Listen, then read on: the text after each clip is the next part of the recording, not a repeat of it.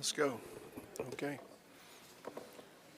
I'd like to call the meeting to order of the Wilmington City Council. I'd like to welcome all those who are with us here this evening, all those who are watching us at home on TV. Thank you for taking an interest in your government. At this time, I'd like to recognize Sergeant Ronald Evans, who oversees the Wilmington Police Department chaplains, for our invocation. If everyone would stand and remain standing afterwards for the Pledge of Allegiance.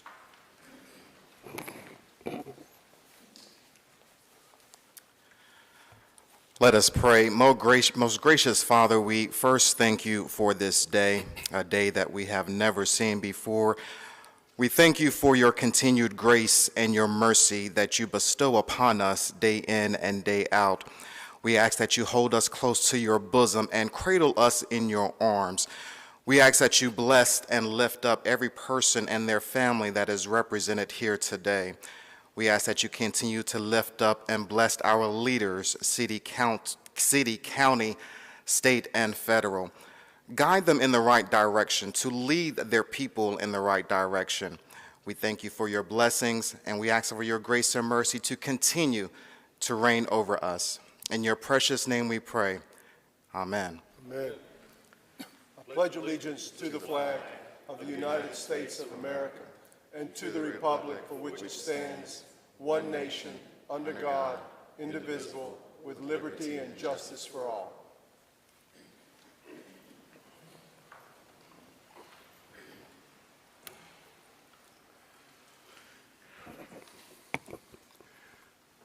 We have several presentations this evening, but before I get to that presentation, I also would like to recognize that we have Senator Michael Lee that is with us here this evening. Senator, welcome, and also former Mayor Don Betts that is also with us here this evening. Thank you, Don, for being here. Our first presentation is a recognition of Strasburg Amities USA humanitarian effort, and at this time I would like to ask Michelle Hunts, who is the president of the Association of Strasburg Amenities, with her students to meet me at the front. This is a remarkable story. Way back in 2018 when we had Hurricane Florence, there's been an exchange program between some of the high schools here locally and students there in Strasburg. Students from Strasburg come here. Students from America go to Strasburg to learn how to speak French, and French come here to learn how to speak English. What a wonderful country. What a wonderful life. But during 2018, when we had this horrific hurricane that came through here, Michelle and a lot of the young people that had visited Wilmington took it upon themselves to start raising money in Strasburg to help people and students here in Wilmington and raise a considerable amount of money. And I just think it's a tremendous testament to the humanitarian effort of the people of France, to the people here in Wilmington, North Carolina. And we just want to say thank you. So we're going to come up to the front and recognize Michelle and the students that have accompanied her on this trip here to Wilmington. So.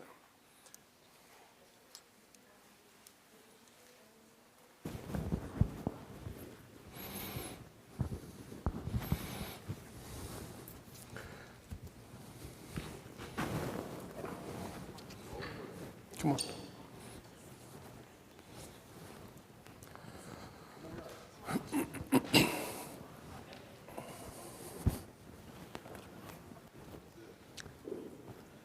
Make sure when you get ready to talk, just push that up like that. Okay, I forgot somewhere. Yeah, let me read this first.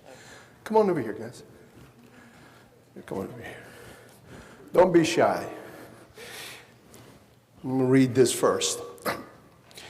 Let it be known that Mayor Bill Saffo, on behalf of the Wilmington City Council of the City of Wilmington, North Carolina, officially honors Strasburg France students and their families for their humanitarian efforts demonstrated by raising $7,300 to assist families in Wilmington who were displaced after Hurricane Florence in 2018. The Strasburg students, having had a relationship with Eugene Ashley High School and Murray Middle School students since 2009, were able to demonstrate their caring for each other in the aftermath of this natural disaster. Strasburg Amities USA has been supporting the student exchange from its inception and was instrumental in facilitating this aid effort. And we just want to say on behalf of all of the citizens of Wilmington and all of the folks in this part of the state, thank you for all of your efforts. Michelle, I know you've been coming here twice a year for many years, and we just want to say thank you, and it's just a beautiful thing to be able to see this happen. And I just want to say thank you again on behalf of the citizens of Wilmington. So the floor is yours. Thank you. Thank you. I wrote Let me some- just make sure this thing turns on. some road. Hold on right for a second. There we go. Thank you. So, Mr. Safo, ladies and gentlemen, it was an honor for me to be with you tonight as the president of the organization Strasbourg Amitié USA. For more than 30 years, we have been welcomed in this beautiful city of Wilmington. Nearly 500 students have come here. They have, of course, practiced and improved their English, but above all, they have been able to live with an American family, and they share the culture, and they have a lot of friendship with their pen pals. About only 100 kids, American, have come to France, and we hope that more and more young people will come to discover our country and our region. We are also encouraged and supported by the U.S. Consulate, and as Mrs. Dara Paradiso, Consul General of the United States, wrote to me last month, there is no better diplomacy than face-to-face human exchanges to contribute to the friendship between our two countries. I can't name all the people who are my friends here because they have been so many for years. But I would like to thank all the parents who have welcomed our students, the school principals, and especially Mr. Pat McCarthy from Ashley High School, and my fellow teachers, Mrs. Paul, Mrs. Mooney, Mrs. Caitlin Madden, Mrs. Kelly Kidwell. To be welcome here tonight is an honor, and I hope of the bottom of my heart that we will continue this wonderful friendship. And of course, we hope that you will come one time in Strasbourg, all of you, and visit our town with just next Germany, next Switzerland, next a lot of country in Europe. Thank you so much. Thank you. Viva France. Thank you so much. Thank you very much. Thank you, guys. Thank you. Thank you. It's a pleasure. Thank you. Thank you very much, everybody. Thank you.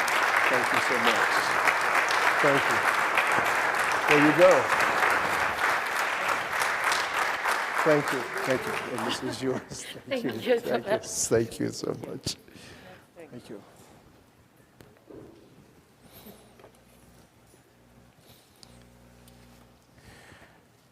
Next item of business is a recognition of Senator Michael Lee for legislative achievement, and I would like to ask the entire City Council if you'll please join me at the front.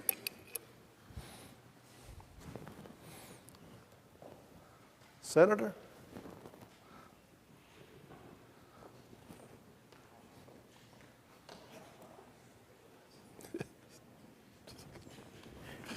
Come on up there.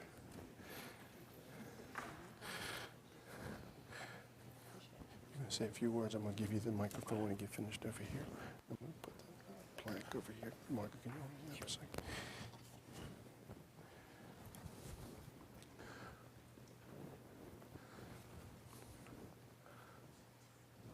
See, Tony McEwen's there in the back. Hey, Tony, welcome back, buddy. So I just want to say on behalf of the city of Wilmington, this man, this senator, has every time we've called him on any particular issue, he's always taken our call and has worked tirelessly for the citizens of this community on a lot of different issues, Michael. So I just want to say, Senator, thank you so much for everything that you do for this community in southeastern North Carolina every single day. From the start, let me say that very few legislators are as strong in the position to support the city of Wilmington's legislative agenda, and the very few work as hard as Senator Michael Lee does to look out for the city's interests. Senator Lee is always receptive to outreach from the council members and from our staff, but certainly more crucial is his proactive approach reaching out to city officials when he learns of something that we need to be aware of or how a piece of legislation may negatively impact our community. The 2021 long session was a busy one for Senator Lee, and he continues to rise up the ranks of the General Assembly. He carries with him a reputation as a serious legislator that studies the issues, works in a bipartisan manner, and is an innovator, especially on education. The Wilmington City Council appreciates his hard work and appreciates his opportunity to share with the community some of the work that he worked on in 2021. He introduced a bill to reduce regulations in order to help children with autism, which was signed into law by Governor Cooper. Senator Lee also introduced a bill with a Democratic senator that provided an additional $34 million in funding for our Film and Entertainment Grant Fund, which means more film projects, jobs in our community and state.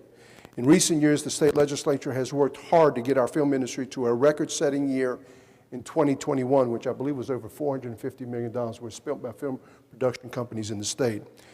There are many to thank for that outcome, but absolutely Senator Lee has been a strong advocate and leader in Raleigh for film's jobs.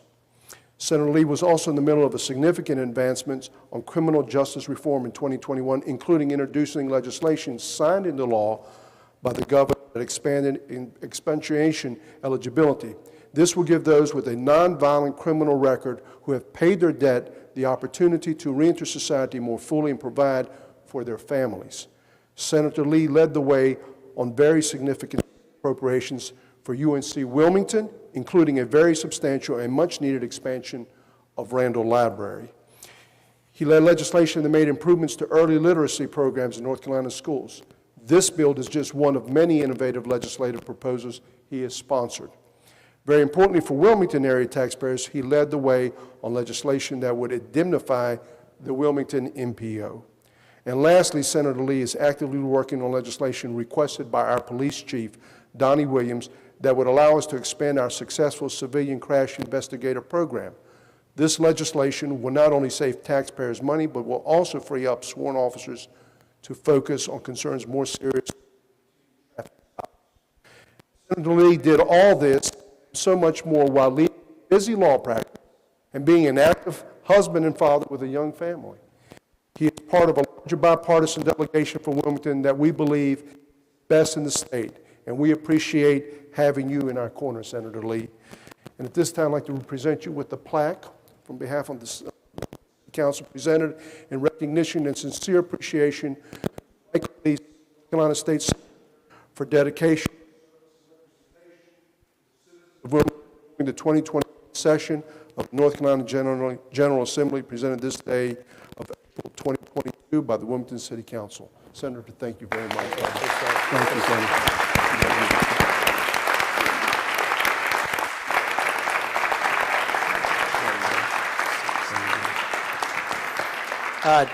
I know you didn't come here to hear a politician speak, so I'm going to make this brief. And any time that an award is given or accolades or a thank you, there's so many other people involved. So thank you, Mr. Mayor. Members of the City Council have been great in communicating and speaking with me. And then lots of folks on staff, Tony McEwen, who's here making a special appearance, John Joy. We've talked about a lot of different things. We were in the corner just talking about some issues right before the meeting actually started. I also want to thank Chase Horton is my legislative assistant, grew up in Wilmington, and has been working really hard for all the constituents in our district. A lot of times people don't know that. He's my eyes and ears and really helps me get things done, not just by communicating with the local constituents, but also communicating in and around the General Assembly. So there's a lot of people that are to thank here. We've got a good, strong delegation. That's incredibly important. It's just not one legislator that makes a lot of this stuff happen. I know you mentioned that, Mr. Mayor, but thanks for having me tonight. I appreciate it and look forward to continuing to work with y'all. Thank you, man. Thank you very much. Thank you. We really appreciate you coming, Senator. Okay. I said, we really appreciate you coming here. Thank you, man. Thank you, man. Thank you. Thank you. Thank you.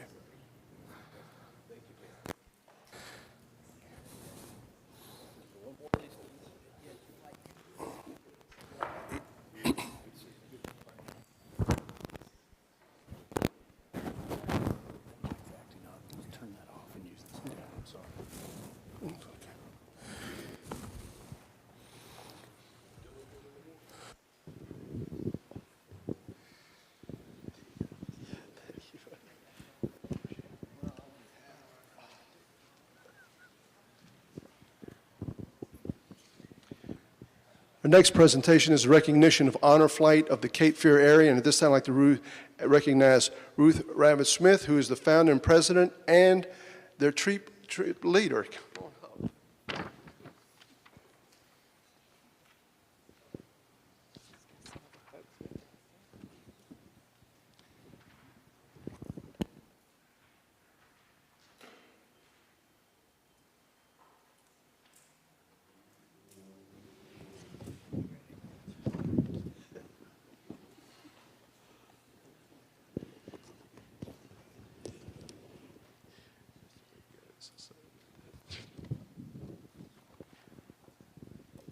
Recognition reads in the city of Wilmington, whereas the security of the United States relies on patriotic women and men who put their personal lives on hold and place themselves in harm's way to protect the freedoms on which this country was founded and that all citizens of the United States cherish. And whereas the Honor Flight Network is a national nonprofit organization created by Earl Morse, a physician assistant and retired Air Force captain, and Jeff Miller, a small business owner and son of a World War II veteran, solely in honor America's veterans for all of their sacrifices. And whereas through the Honor Flight organization, over 250,000 World War II, Korea War, and Vietnam War veterans from across the United States have had an opportunity to take an all-expenses-paid trip to Washington, D.C. to visit the military service memorials. And whereas the Honor Flight of the Cape Fear area is a recently established hub of the national program led by local volunteers to pay tribute to veterans in the Cape Fear area and to educate members of the community about our local heroes.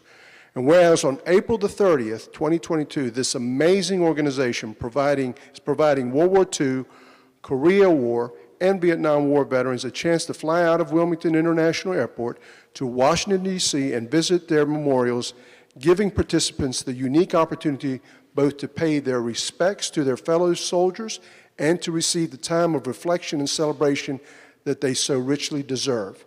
And whereas North Carolina's veterans of World War II, the Korean War, and the Vietnam War embody the spirit of service with a willingness to find meaning in something greater than themselves, and it is fitting and proper that the outstanding accomplishments and sacrifices of these distinguished Americans be honored appropriately.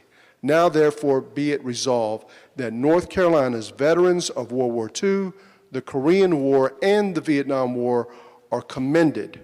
Honor Flight of the Cape Fear area is recognized, and the city of Wilmington extends its deepest appreciation to those who stood ever ready to make the ultimate sacrifice upon the altar of freedom. Congratulations, Ruth. This is a great thing that you're doing. The group is bringing the veterans to Washington, and I just think it's outstanding of all the hard work that has gone into this. So at this point in time.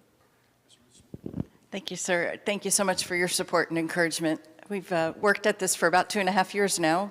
This little thing got in our way from doing it last year, but we're really pleased. We have 2 of our veterans that are traveling with us to Washington on April the 30th here with us, as well as several members of our volunteer corps, 2 of our guardians, and 2 of our stellar volunteers who are with us at every step of the way. We'll be flying the first honor flight that's left the Wilmington area since 2010. It's been that 12 years since the last flight. When we originally flew, it was only World War II veterans, and now it's been expanded to bring veterans of all the conflicts prior to 1975. So we will have 75 veterans, 75 guardians, and a small medical and administrative team tearing it up in Washington in a few weeks. We do want to make sure to invite the community and members of council to please come out for the Welcome Home celebration of April 30th. We'll be arriving probably in the 8 o'clock. We would like for you to be at ILM perhaps about 7:30. And I also, Mr. Mayor, want to be sure that you and the council are aware that we hosted our training day over at the convention center, and they were amazing. They were so supportive of our efforts. So thank you for what you do down there and keeping it going and doing the stellar service that they provide. So without further ado, I just want to be sure to say thank you. Do you want them from the Korean War, and we have one from the Vietnam War. Sure, please Come on up.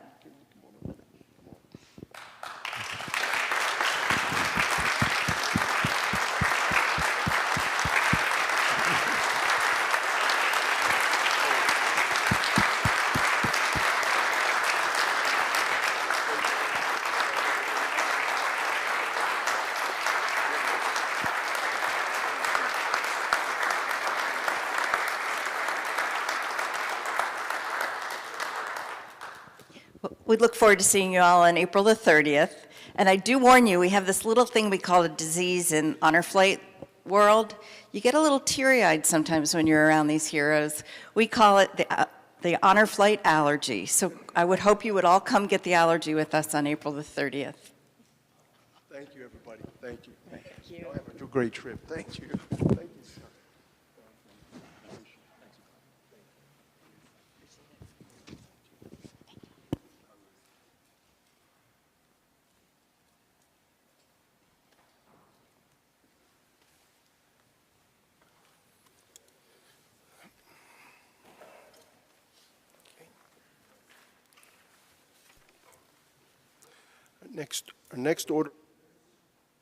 Next order of business is our consent agenda, items 1 through 7. Are there any items that want to be held over by council members? If not, what are the wishes of council? We have a motion to approve by Councilman Ravenbark, seconded Mr. by Mayor. Councilman Barnett.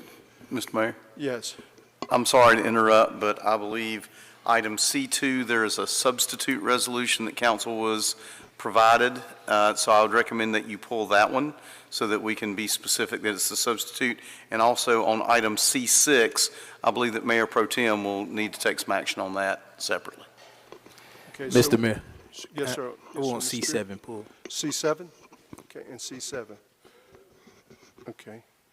All right, so let me just say, we have a motion to approve by Councilman Ravenbark, second by Councilman Barnett. We'll take all of those items 1 through 7, excluding C2, C6, and C7. All in favor of that motion, please indicate by saying aye. Aye. Any opposed? That item passes unanimously. So I'll turn it over to you, Mr. Joy, on C2. Mr. Mayor, I believe that Rob Gordon will come up for that one.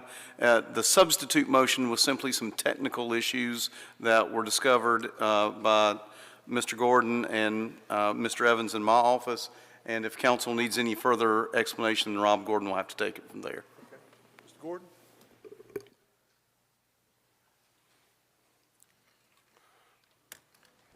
Good evening. The technical correction was simply to add one map reference of recorded sliver of right-of-way on the east side adjacent to PPD. We were not aware that that map was recorded. It was brought to our attention yesterday, and we added it to the resolution. It was necessary to cover a sliver of sidewalk that extended off right-of-way and onto the adjoining property. Any questions? Mr. Gordon? Okay. If not, what are the wishes of council?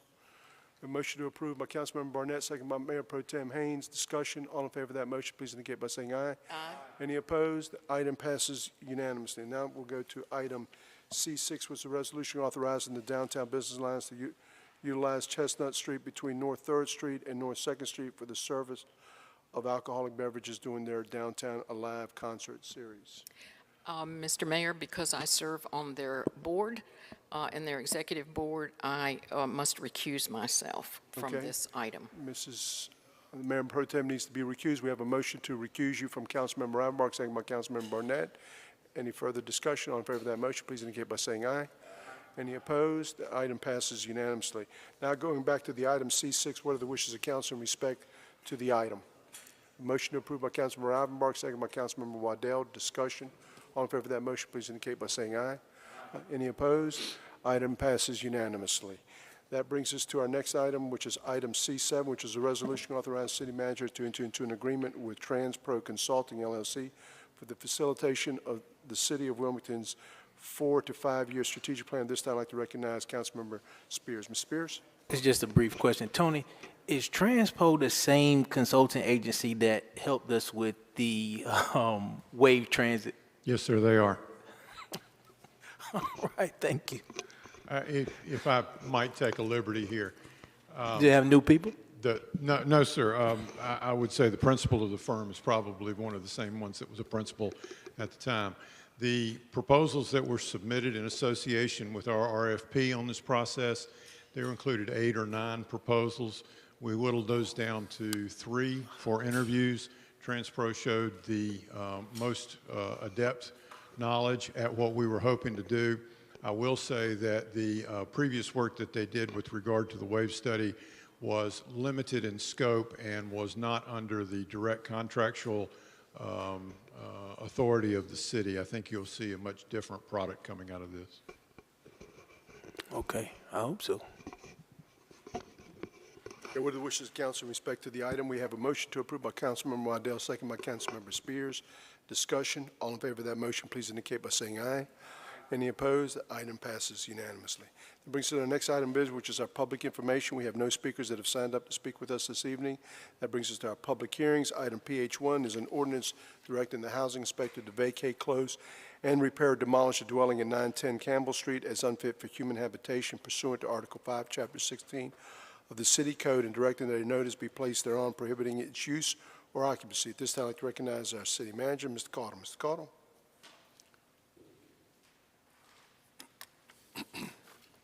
Mr. Mayor, Mayor Pro Tem, members of council, Brian Renner will overview this item for us.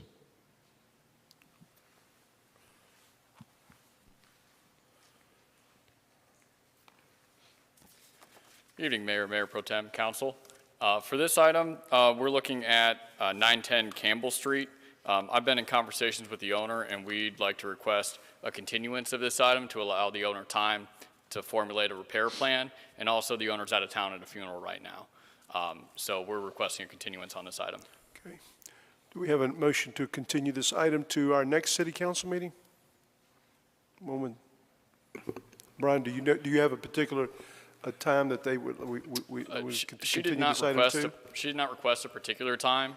I know that there, and I can defer over to John about what's upcoming on the agenda.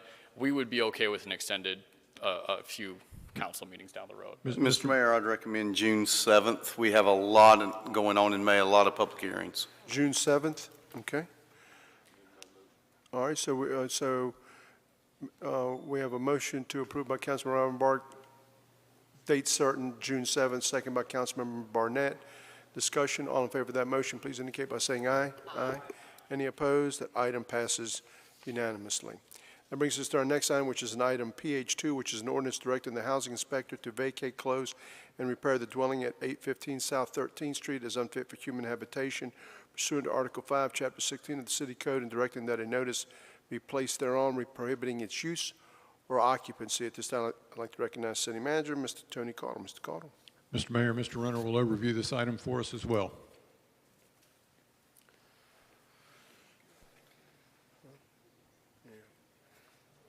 Good evening again.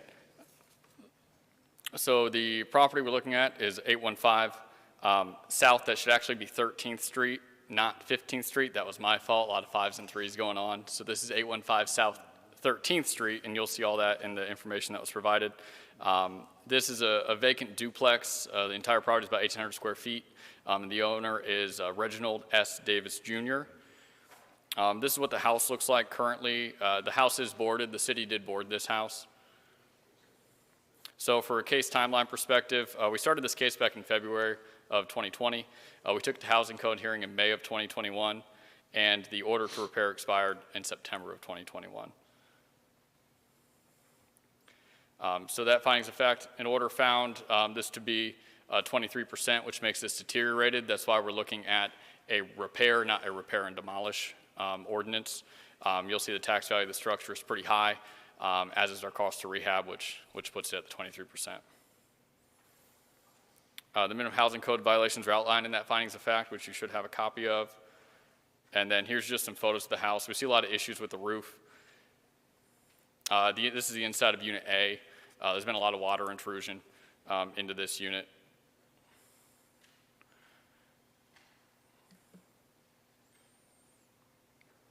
And this is in the inside of Unit B, so they're very similar in terms of unsanitary conditions and water intrusion problems.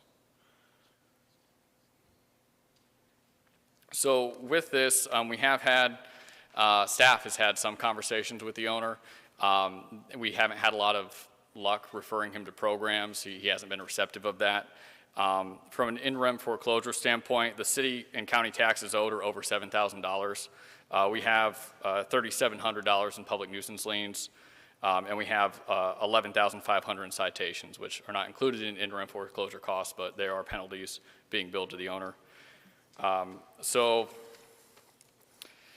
with that, we're looking to 15 days to keep this structure secured within the ordinance, and then we're also looking at a 90-day compliance window before the city could consider additional actions. So that's my recommendations to approve this, and I'm here for any questions. Spears? Brian, the house, well, the dwelling looks pretty much secure, so what was the cause for an inspection? So the order to vacate and close comes within the findings of fact at the administrative hearing that we had earlier. And council just reiterates that the property needs to be vacated and closed. And so we just, out of an abundance of providing the property owner the ability to secure it if it is unsecured, if that's what you're asking. No, it looks secure, and, I mean, it looks secure, so, I mean, what caused the initial inspection? What made this pop up on our radar? Oh, this was a neighbor complaint, was the original source of the complaint. Back in February of 2020, the neighbor called us about the condition of the house, and it was vacant at that time. I don't know the exact details of the case that resulted in it being boarded, but my guess would be that the building was unsecured, so we boarded it as a public nuisance. So you boarded it? Yeah, the white boards on that are city boards, yes. Okay. Yeah, because I was looking like, well, with what we see here, there wouldn't be a need for anything. I mean, it's secure. We wouldn't know that the inside condition was of what it is had we just gone by the outside appearance. That's all. Thank you. Anybody? Mr. Barnett? Yeah, just a quick question. Did I hear you say that staff have been working with the applicant to apply for grants or something like that? Yeah, we've had, staff has had multiple conversations with the owner, and we've provided multiple referrals to our rental rehabilitation programs and other programs that are out there to provide funding for these types of things, and the owner hasn't been receptive to that.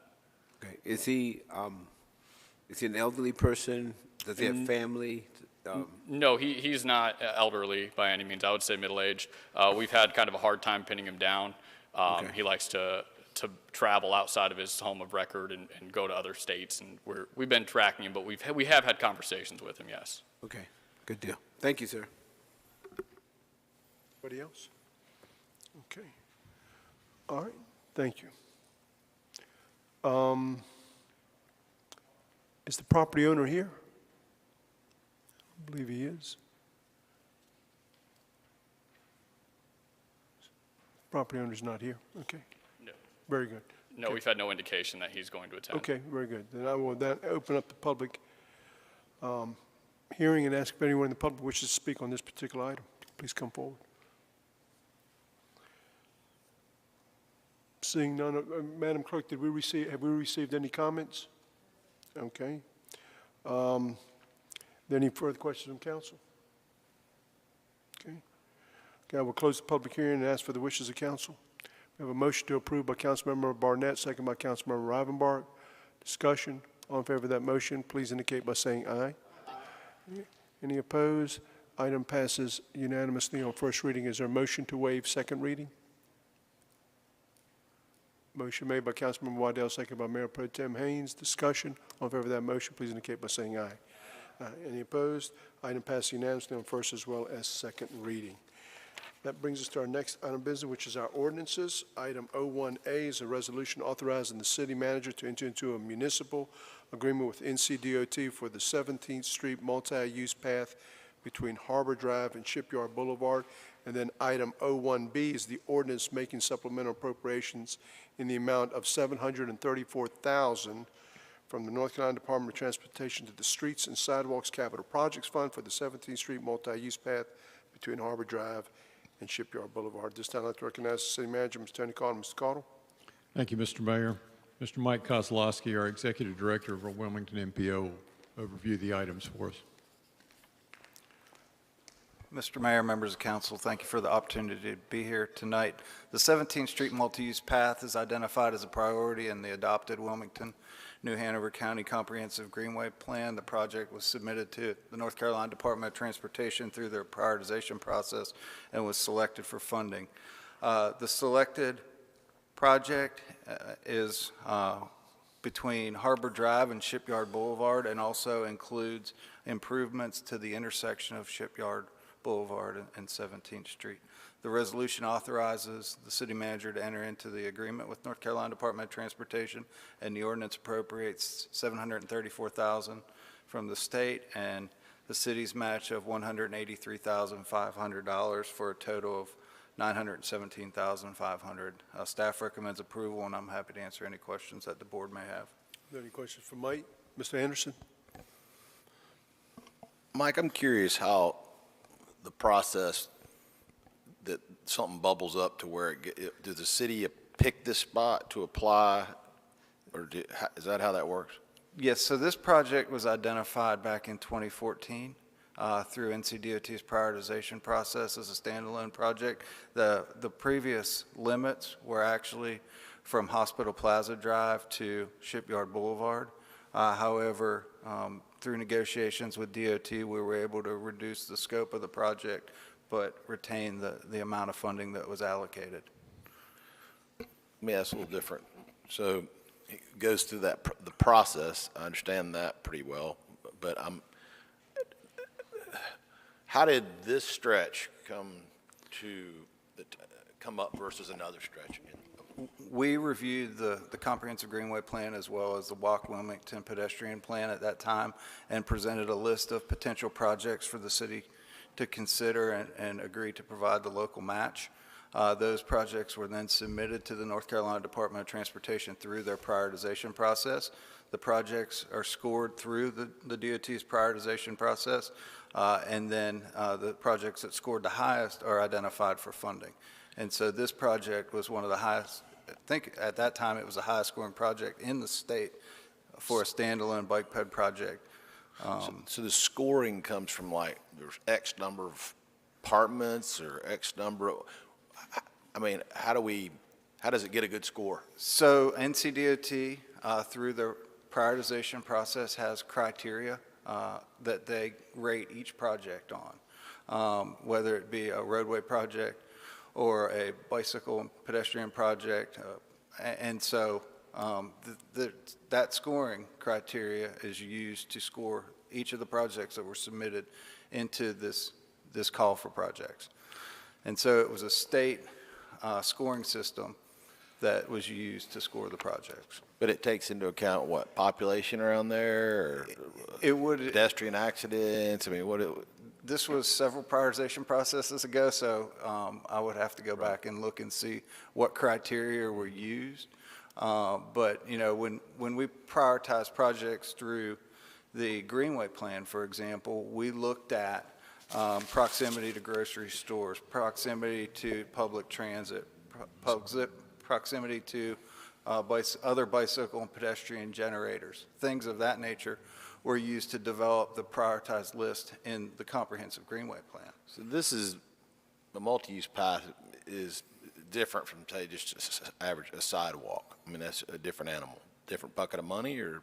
It's the same bucket of money, or was the same bucket of money when this project was funded. It was funded through as a standalone bike ped project.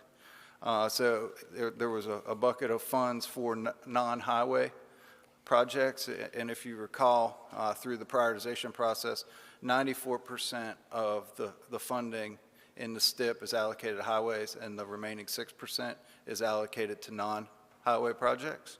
And so this was one of the projects selected through the non-highway criteria. I guess I just think of so many places like trying to think, Charlie, around the college, for lack of a better term, you know, where we have just tons of pedestrians and don't even have a sidewalk. So I'm trying to understand how this gets the funds versus how this bubbles to the top versus what runs parallel with Wrightsville, just blanking out, Wrightsville Avenue. Leander or Wrightsville? In between Randall, it doesn't matter. Well, I'm just curious how that, is that something the city puts forward to you to score?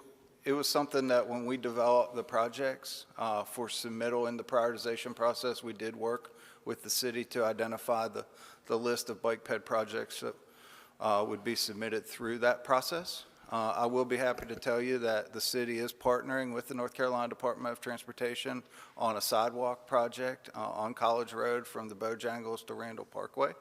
And so we are working to enter into that agreement currently for those pedestrian improvements. All right, thank you.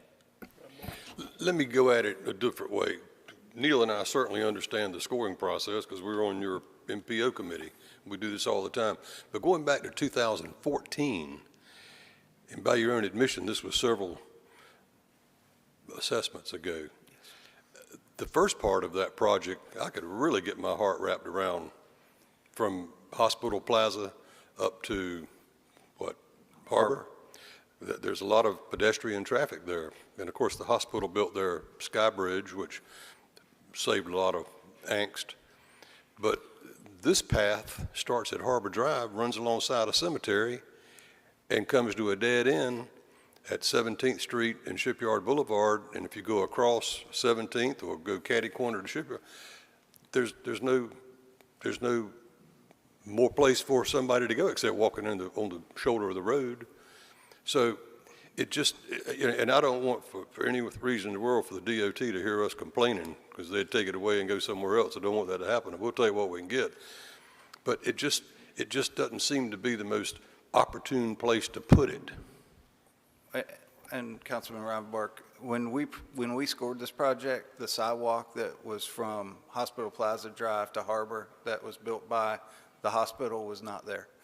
They have now constructed part of the improvements that were part of this project when they built the piece from Hospital Plaza Drive to Harbor.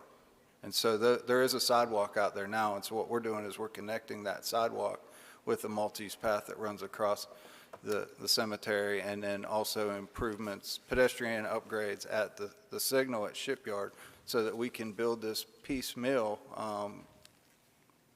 to make a future connection. Okay, thank you. Okay. Any other questions for Mike? Okay, thank you, Mike. Thank What are you. the wishes of council in respect to the resolution? We have a motion to approve by Councilmember Anderson, second by Mayor Pro Tem Haynes. Discussion, all in favor of that motion, please indicate by saying aye. Any opposed? The item passes unanimously on first and only reading. Now it brings us to item 01B, which is the ordinance making the supplemental appropriation in the amount of $734,000 from the North Carolina Department of Transportation to the Streets and Sidewalks Capital Project Fund for the 17th Street Multi-Use Path. What are the wishes of council in respect to the ordinance? Motion to approve by Councilmember Waddell, second by Councilmember Spears. Discussion, all in favor of that motion, please indicate by saying aye.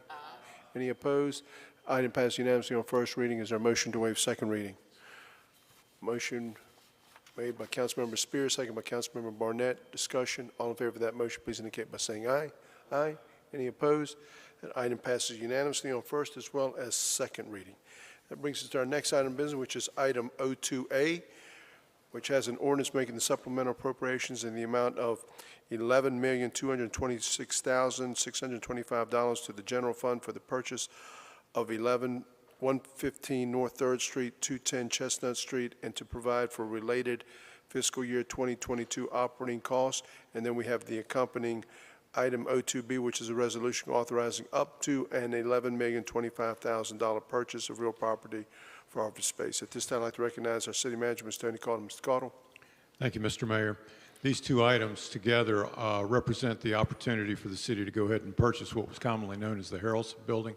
That's 115 North 3rd Street, as well as the adjacent property that lies behind it, which is 210 Chestnut Street.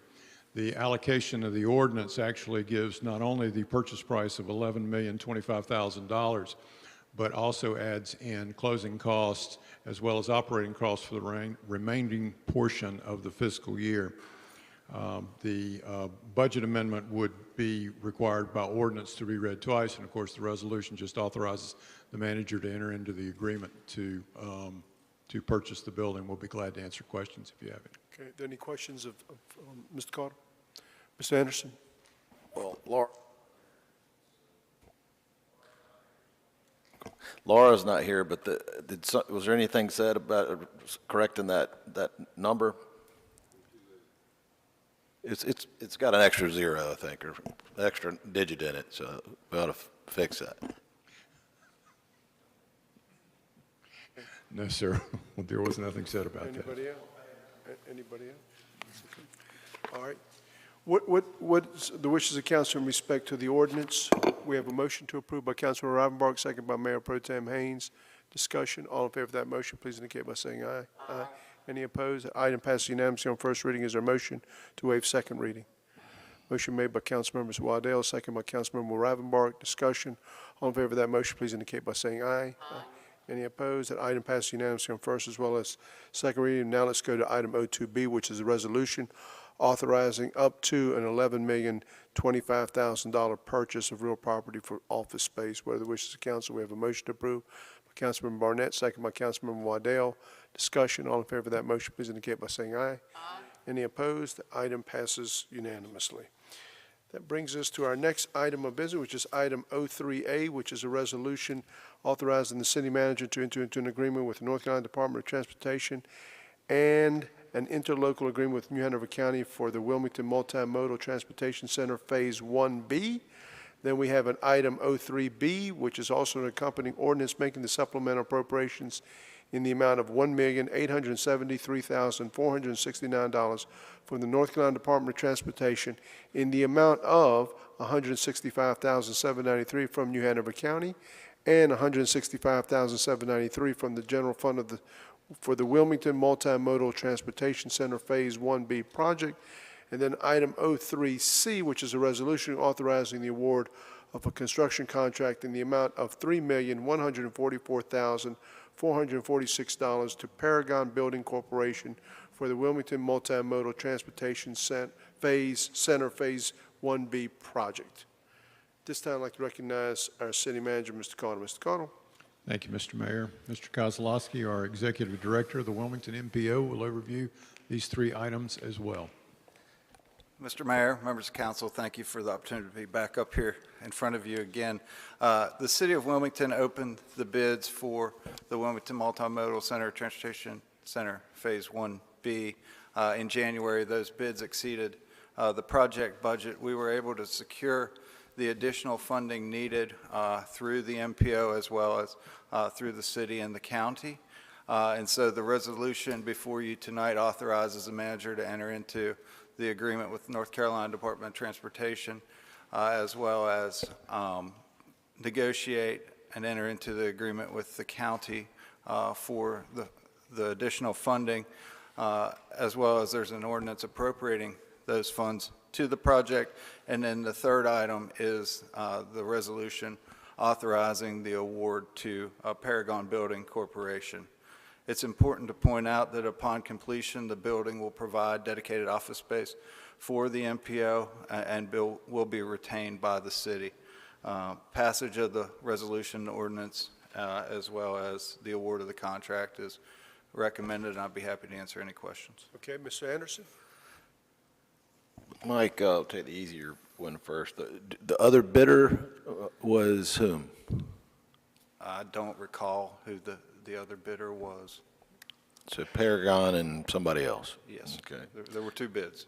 Were they close? Oh, actually, the other bidder was Monteith, yes. Okay. And they were fairly close? They were $100 and some thousand off. Okay. Today, the city is being asked, what's the additional ad, 165? Yes, sir. The additional contribution from the general funds, the 165,793. Okay, thank you. Ravenbark. When is that number locked in? Because I don't want anybody coming parading back down here wanting another 100,000 or another 200,000 because of construction cost. Councilman Ravenbark, that number is locked in. We did reach out to Paragon and request that they did hold their bids. They did indicate that they would hold their bids until April 27th, which would allow us to present this item to the council today. Okay. My other question is, and this is probably for Tony because it goes back a ways. Tony, is this the same Paragon construction company from way back? Yes, sir. We have had an experience, had some less than pleasurable experiences with them. We actually, disqualified them as bidders for a period of time. Since that period of time has passed, we feel obligated to give them an opportunity to do construction for the city again. They are currently a contractor on a city project, and this would be yet the second contract that we would be allowing them to bid on. Okay, thank you, sir. Thank you, Mike. Thank you. Any other questions? Okay. Thank you, Mike. Mr. Mayor, members of council, I want to thank you for consideration of this item. It's going to be a nice building when you're done with it, I know. I know it's, and we're going to restore a historic piece of property in that particular area, which is something that we've been talking about for at least 20, 30 years. Yes, thank you. Thank you. Mr. Mayor, I got to add one clarifying piece. The $165,000 is an equal match from the city and the county. The city also put in some cap balances money that we had left over into the project to be able to cover the shortfall in the revenue. Very good. Yeah, okay. All right, what are the wishes of council in respect to item 03A, which is the resolution authorizing the city manager to enter into an agreement with the North Carolina Department of Transportation and an interlocal agreement with New Hanover County for the Wilmington Multimodal Transportation Center, Phase 1B. We have a motion to approve by Councilmember Barnett, second by Mayor Pro Tem Haynes. Discussion, all in favor of that motion, please indicate by saying aye. Aye. Any opposed? That item passes unanimously. Now let's go to item 03B, which is the ordinance making up supplemental appropriations in the amount of $1,873,469 from the North Carolina Department of Transportation, in the amount of $165,793 from New Hanover County and $165,793 from the general fund for the Wilmington Multimodal Transportation Center Phase 1B project. What are the wishes? We have a motion to approve by Councilmember Spears, seconded by Mayor Pro Tem Haynes. Discussion, all in favor of that motion, please indicate by saying aye. Aye. Any opposed? That item passes unanimously on first reading. Is there a motion to waive second reading? Motion made by Councilmember Spears, seconded by Councilmember Anderson. Discussion, all in favor of that motion, please indicate by saying aye. Aye. Any opposed? That item passes unanimously on first as well as second reading. That brings us to item 03C, which is a resolution authorizing the award of a construction contract in the amount of $3,144,446 to Paragon Building Corporation for the Wilmington Multimodal Transportation Center Phase 1B project. What are the wishes of council in respect to the authorization of the award? We have a motion to approve by Councilmember Barnett, second by Councilmember Spears. Discussion, all in favor of that motion, please indicate by saying aye. Any opposed? That item passes unanimously. That brings us to our next item of business, which is item 04A, 04B, and 04C. 04A is a resolution authorizing the city manager to enter into an interlocal agreement with Cape Fear Public Utility Authority, better known as CFPUA, for College Acres Drive and Clear Run Branch Drainage Improvement Project in the amount of $780,000.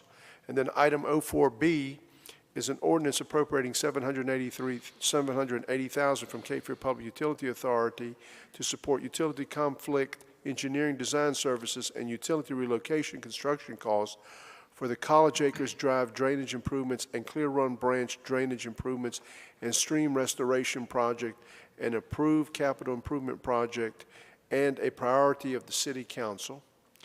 And item 04C is a resolution awarding a contract to East Coast Contracting, Incorporated of Wilmington, North Carolina in the amount of $7,717,120.36 for the Clear Run Branch and College Acres Drive drainage improvements and stream restoration project. At this time, I'd like to recognize our city manager, Mr. Tony Caudle. Mr. Caudle. Mr. Mayor, Mr. Fred Royal, our Stormwater Services Manager, will overview all three of these items for us. Good evening, Mayor, Mayor Pro Tem, Council.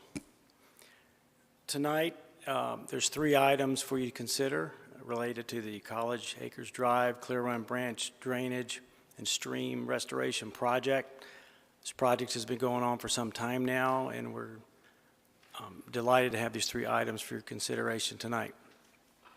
The first item is the interlocal agreement with Cape Fear Public Utility Authority for $780,000 as a reimbursement for payment of construction and design of the conflicts of water and sewer throughout the project, primarily on College Acres Drive and over on Mallard Street. The second item is an appropriation ordinance to accept those CFPUA funds. And the third item is a resolution to enter into an agreement with the contractor to actually do the construction work, East Coast Contractors of Wilmington. a lot of work has gone into this project to this point, but I'll be happy to answer any questions related to any of these three items. Mr. Ravenborough? Mr. Roy, when is the expected start date on this? We expect middle to late May. Okay, to and what is do- expected the time for finishing? We have a 12-month schedule. Okay, these numbers don't include any of the monies that were paid for right-of-way acquisition or easements, is it? Correct. Okay, thank you, sir. Sure. Mr. Royal, just for clarification, I just want to make certain that the citizens that are watching this, and I know that we have some media here with us this evening, would this be considered the largest one that we have done to date for stormwater? I believe the answer is yes. And this would alleviate the flooding that we see there on New Center Drive, correct? That's correct. Where we see the swimming pools, every time there's a hurricane, every national media organization is locked down at Bob King just to share the big pool there. So that eliminates all that flooding in that particular area. Is that correct? It's designed to do that. This is, as a reminder, this is phase one of 2 phases. So there will be a second phase up in that area. So it's a pretty significant one. This is the big enchilada. This is the one y'all been working on for quite some time. That's correct. Well, hell, I thought you'd have a better smile on your face than just that, right? We're still working on it. I know you are. Appreciate that. Thank you, sir. Any other questions? Okay, thank you. Okay, let's take them one by one. We'll go with the resolution first, the item 04A, which is resolution authorizing the city manager to enter into an interlocal agreement with Cape Fear Public Utility Authority for College Acres Drive and Clear Run Branch Drive drainage improvement projects in the amount of $780,000. We have a motion approved by Mayor Pro Tem Haynes, second by Councilmember Waddell. Discussion. All in favor of that motion, please indicate by saying aye. Any opposed? That item passes unanimously.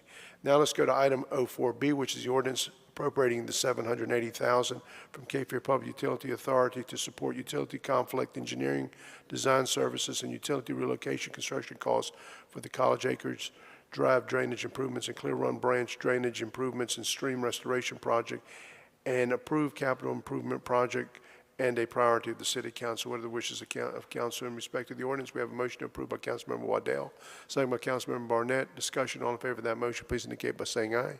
Aye. Any opposed? Item passes unanimously on first reading. Is there a motion to waive second reading? Motion made by Councilmember Waddell, second by Councilmember Barnett. Discussion. All in favor of that motion, please indicate by saying aye. Aye. Any opposed? Item passes unanimously on first as well as second reading. That brings us to item 04C, which is a resolution awarding a contract to East Coast Contracting Incorporated of Wilmington, North Carolina, in the amount of $7,717,120.36 for the Clear Run Branch and College Acres Drive drainage improvement and stream restoration project. What are the wishes of council in respect to that resolution? To approve the contract. We have a motion to approve by Councilmember Barnett, second by Councilmember Waddell. Discussion. All in favor of that motion, please indicate by saying aye. Aye. Any opposed? The item passes unanimously. That brings us to our next item of business, which is our resolutions. Item R1A is a resolution authorizing the city manager to apply for a Golden Leaf Foundation grant for the College Acres Drive and Clear Run Branch Drainage Improvement Project Phase 1 in the amount of $250,000. And then item R1B is a resolution authorizing the city manager to apply for a grant in the amount of $250,000 from the Golden Leaf Foundation to enhance construction funds for the Pirates Cove Drainage Improvement Project. At this time, I'd like to recognize City Manager, Mr. Stanley Caudill. Mr. Caudill. Thank you, Mr. Mayor. Since Mr. Royal was so successful at convincing you to spend $7.7 million, we're going to see if he can get a few $100,000 back. Mr. Royal.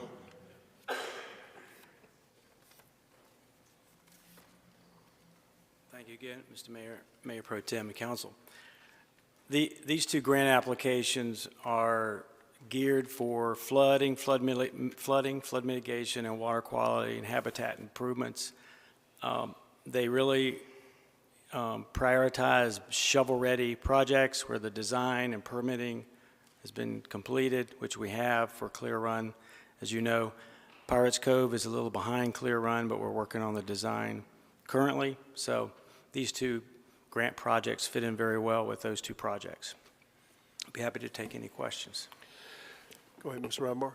The failure to get this grant's not in any way going to retard moving forward with this project. Thank you. It is not.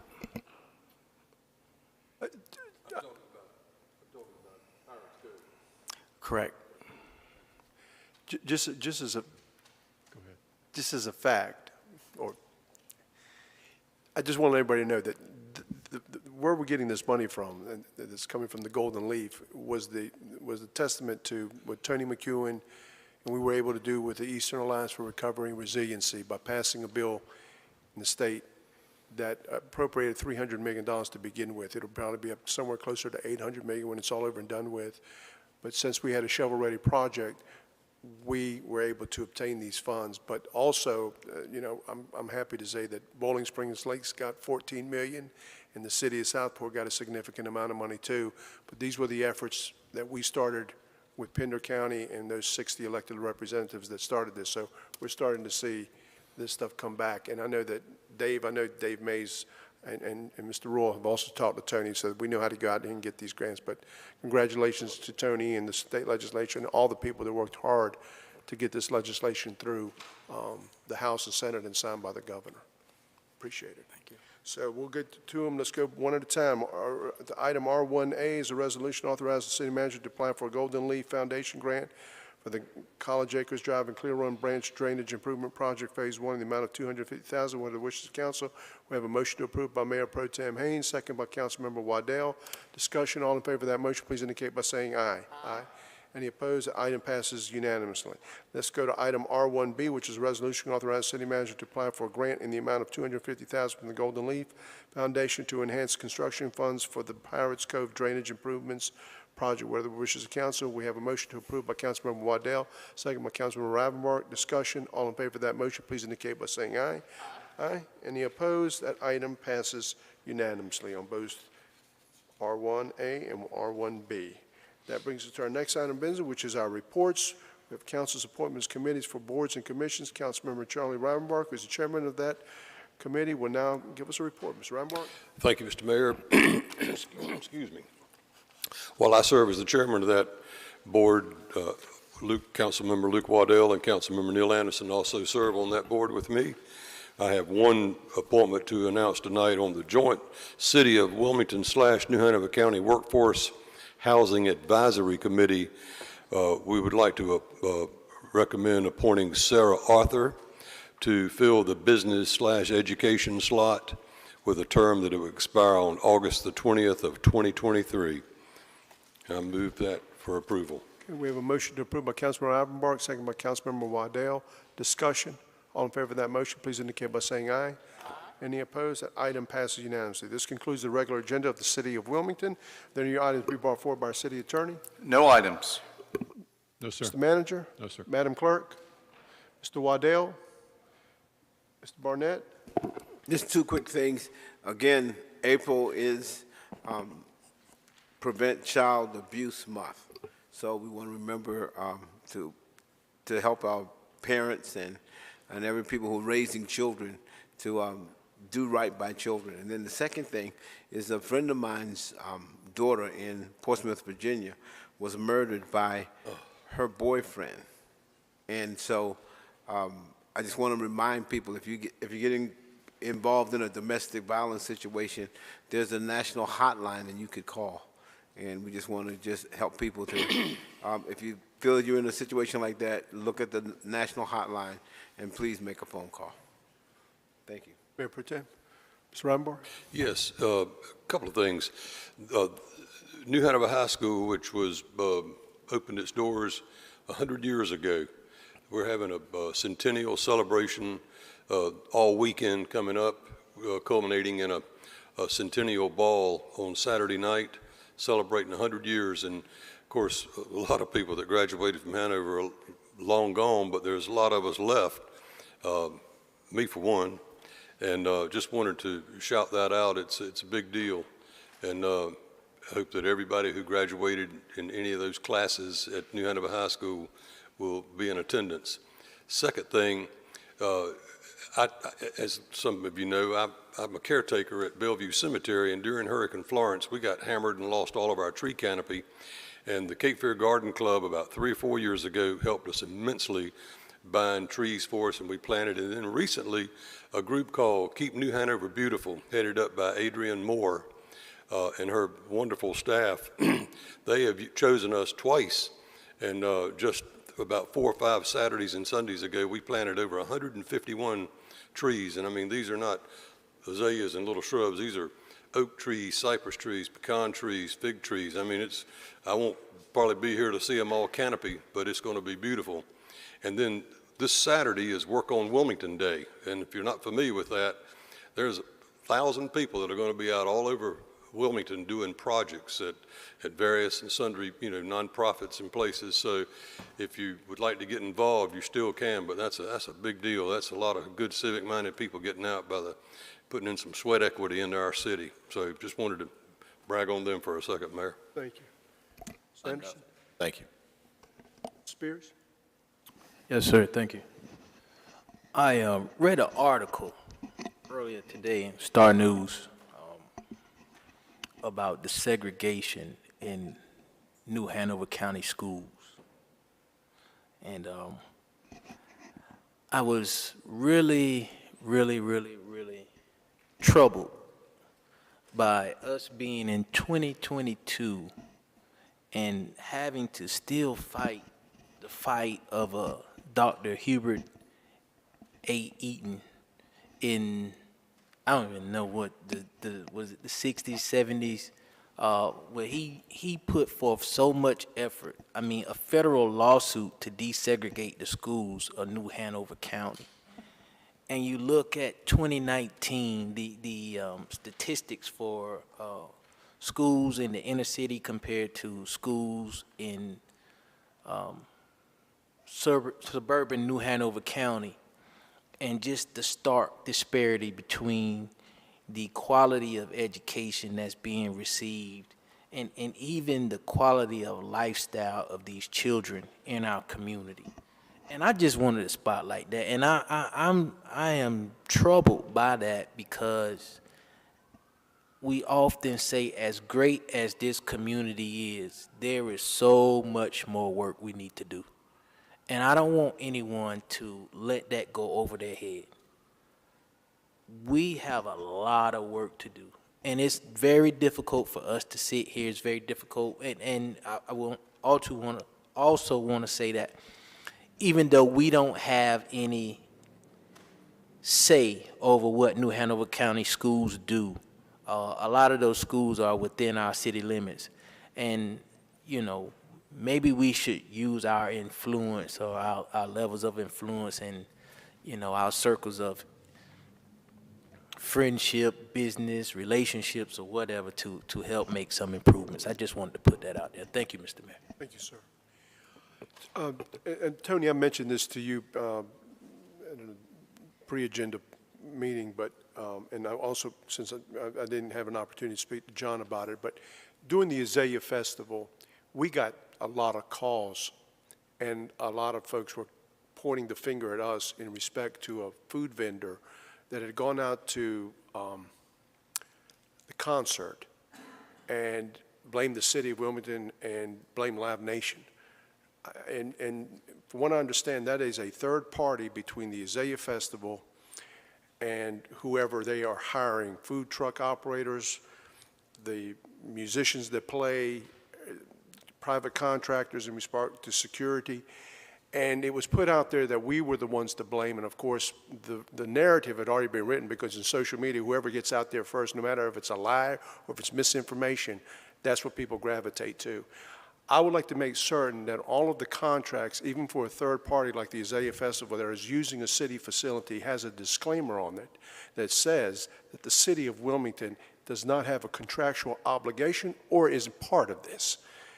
So that when the media calls us about a situation like that, we can turn over that copy of that agreement to them so they can see who the responsible parties are.